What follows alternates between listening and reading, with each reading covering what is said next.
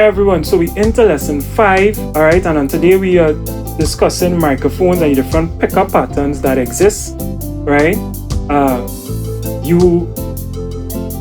It's important to consider these factors when making a decision of what type of microphone to use in your studio, right? You have 3 different types of microphones. There's a condenser, there's dynamic microphones, which are more used in a live environment, and then there are ribbon microphones. At this point, we're focusing on the pickup patterns of the different microphones. And as you could see in the first diagram that we have there, right, we have omnidirectional pickup patterns, which in this case, those microphones pick up from all around the microphone.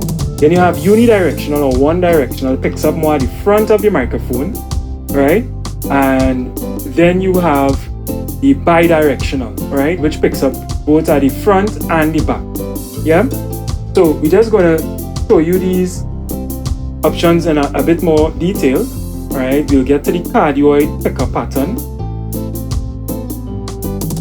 Right, and this is what it looks like. So you see it's picking up more at the front. Right, as we zoom in there, you see more at the front. There's more sensitivity at the front of the microphone. Then there's the figure 8. This picks up both at the front and the back. All right, of the microphone. You could use this for choirs too as well. If you have 2 vocalists singing to the same mic at the same time. And of course, as mentioned, we also have the omnidirectional type of microphone, which picks up from all around. All right.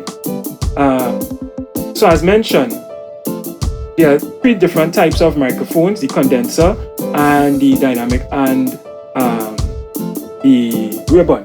Okay, so looking at the screen here, you can see a bit more variety in terms of the pickup pattern, right? As the circle on the exterior shows you the omnidirectional feature. If you look at the yellow lining, it shows you the figure 8 feature, right? And look at the red and the green and the purple and so forth, which shows you more of the cardioid pickup pattern. Yes? All right. We're moving forward. Now, again, these are things to keep in mind as you can see just below on our diagram, you can see the different color codes, right? So your condenser microphone, now looking at this AKG C414 microphone, and it has the options. This is one of the condenser microphones that has the options for you to actually choose which type of pickup pattern you'd like to use, right? So on the left of it, you'll see there's we're looking at the diagram on the right hand side. So at the left of it, at the bottom, you would actually see omnidirectional as a feature. Then you'd see a cardioid pattern, another cardioid pattern, a third one, all right? And you'd also see figure 8 to the extreme right of your microphone. Okay, so you could choose between the different features, which one you think is best ideal for the recording that you're looking to do. All right?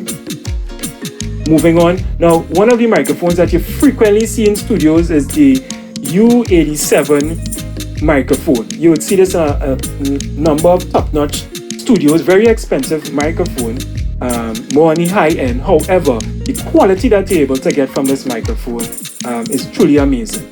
All right, you see it with some of the greats.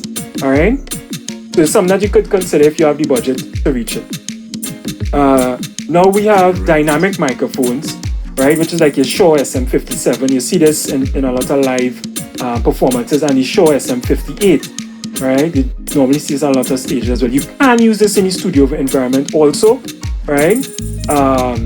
For recording vocals. You might choose to use it for background vocals, or you could use it like if you're recording like the snare drum on a drum set,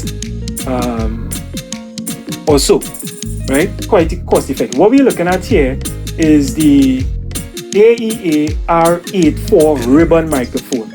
Now, in times past, you would see this show up in broadcasts like radio stations, old radio stations. It was used in the studio environment. All right, it tends to give more of a dark sound. So if you're going to record some really harsh, very bright instruments, which could be like cymbals or so, you may want to use a microphone like this because the condenser microphone is much more sensitive, right? And you don't want your the high end in your recording to come out saturated, right? Or too bright, right?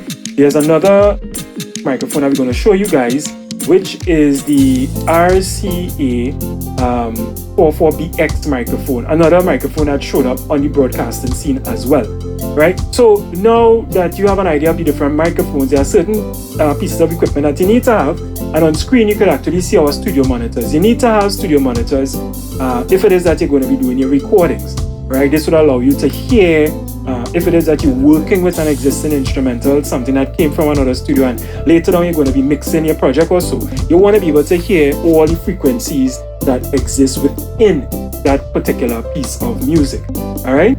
The computer is usually connected to an interface, right? For example, this interface that you're seeing here is connected to an interface which allows the communication to take place from your microphone to the computer and from the computer back out to you. And then you need to have headphones, right? We're just showing you a few options that you can look at based on your pocket and price range, your budget that you're looking for. These are some of the options that you have.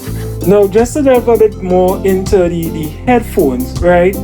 You have different options, right? This is one of the premier headphones, right? AKG K240. There are some other options as well. This is what allows you to hear the artist when they are recording, and for the artist to hear the music and hear the voice. All right, you need to have a laptop. It could be a Windows or a MacBook Pro. Right, the option is yours based on the software that you're looking at. All right, we just have on screen some of the specifications to look for when purchasing a computer. You want to have at least 8 gigs of memory. All right, 500 gigs to terabytes of hard drive space, that is to store your software and any additional plugins or features that may come with your software. All right, you want to have a 2.5 to 3.8 thereabout, right? Processing power. So on the higher end, you want connectivity with the computer because you need to be able to connect your interface to it, as well as if you have an external drive or so. So you want to have the Thunderbolt feature or USB-C port, which is like modern day. We use that to charge some of our phones, USB-C option. And you need to have a headphones port as well. So that's if you're on the go and you may not have your interface and you want to take some time to listen to what you was working on the night before, you can just plug in your headphones and listen to it without disturbing those who are around you. All right?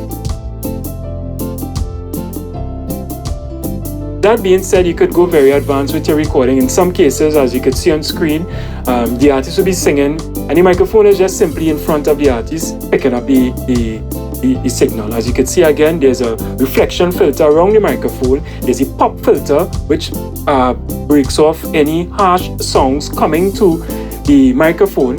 It reduces pressure on words that have T's and B's in it. All right, so that's the pop filter at the front. All right. As you can see, the microphone is in a holder, which is what we call a shock mount. All right, and in a subsequent video, we'll get into the cables and stuff that you need to have. We just thought it necessary to highlight these things so that you know what you need when time to record.